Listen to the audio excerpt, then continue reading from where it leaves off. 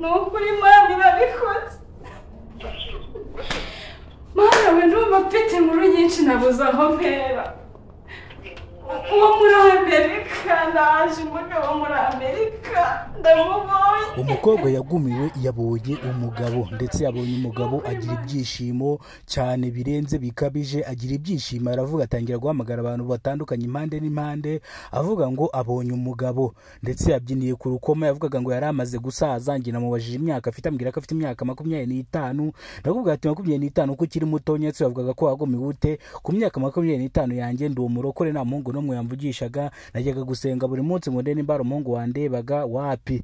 Mu myaka 25 nkaba ndi umukobwa nta muhungu mvugisha. Ni ikimenyetso cyo kugaragaza yuko nagumiwe, ariko nukuvuga ngo Imana ikojeje Satani isoni. Mbonye umuhungu twiganye ku ntebe y'ishuri mu mwaka wa 3 yari yaragiye kwiga muri Amerika, nibwo yaje arambwira ati shiri wanjye nagukunze tukiri batonya n'ubu twakomezanya mureke twiyumvire uno mukobwa ibyishimo yagize amaze kubona umugabo. Mbabwire nukuri, mbabwire ibitangaza Imana urakora nukuri. Ndamubonye umugabo. Abantu bahoraga bavuga ngo ngaragumiwe ngo ngarasenga. Imana dusenga burya irumva. Imana dusenga irumva. Kamamagare Jeannette mubwire iby'Imana ikoze kari igitangaza. Nukuri irabikoze. Ahubwo zakatari gufata telefone. Nafate telefone mubwiye ndumufite amakuru ashyushye we. Allo Jeannette oraho. Nukuri Imana irabikoze. Mana we ndumva mfite inkuru nyinshi nabuze aho mpera. Uwo muri Amerika ndaje umugabo muri Amerika ndamubonye. Nukuri Imana ishimwe ntabwo igikoze isoni nk'uko yabitubwiye. Umva se nyine mubwire, hari umuhungu twakundanaga tukiri abana. Ngiye kubona mbona araje ariko mbanje kujyana ibo batekamutwe b'iki gihe bafatirana abakobwa twakuze nyine bavuga ngo twaragumiwe. Nukuri aranyibwira ambwira ko nyine yari yaransezeranyije ko ntabyibuka, ariko arambwira ngo yarenze isezerano.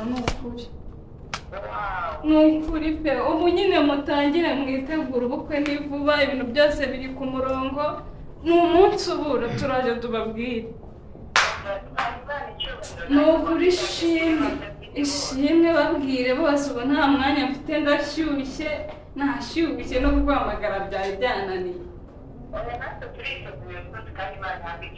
Babwire sawa. Ejo nyine nimushaka mwitegure gusa nyine ubukwe turababwira itariki gusa. Ibintu byose biri ku murongo, amafaranga yayazanye. Sawa. Ibintu byabaye kuno mukobwa nagahomera munwa. Uyu mukobwa yagerageje kuvugisha uwo musore araza. Uwo musore arangije ajya kwereka se uwo mukobwa, isarangije aramubwira ati wacyane yavuga utazakora amahano, uyu n'umushiki wawe. Uyu musore biramushobera cyane. Uyu mukobwa nawe yizeye yuko avuye kwishyiga agiye kubona umugabo, kumbe yakundanye na musaza we ni ya maraso akururuka. Nta kuntu wakwigana n'umuhungu mu mwaka wa 2 wa primaire akagenda akarangiza kaminuza hanze akongera akagaruka akaza kukureba. Aya ni ya maraso y'ubuvandimwe, niyo mpamvu yagarutse kureba no mukobwa. Uyu muhungu akimara kwereka uno mukobwa se akamubwira yuko bavukana, uwo muhungu yahise agwa mu kantu. Uwo muhungu arangije arabyirengagiza, akababaro n'agahinda karamwica kenshi cyane. Arangije abengutse undi mukobwa nane avuga ati reka njye kwereka dadi umukobwa wundi nabonye pana wa wundi. Amumweretse nawe dada aramubwira ati uyu ni mushiki wawe, havuta azakora amahano wa mwana. Uwo mwana ararakara cyane aravuga ati ibintu ngomba kubibwira mama. Arangije umwana agenda bikojeje nyina aravuga ati rero ngiye nakunze umukobwa wese nje kwereka dadi ambwira ngo ni mushiki wanjye, mama wanjye nkora iki? Nyina arangije amubwira ati wa mwana ifata umwe mwabo bakobwa ukunda ugenda umurongore kuko nawe ntago uri uwaso.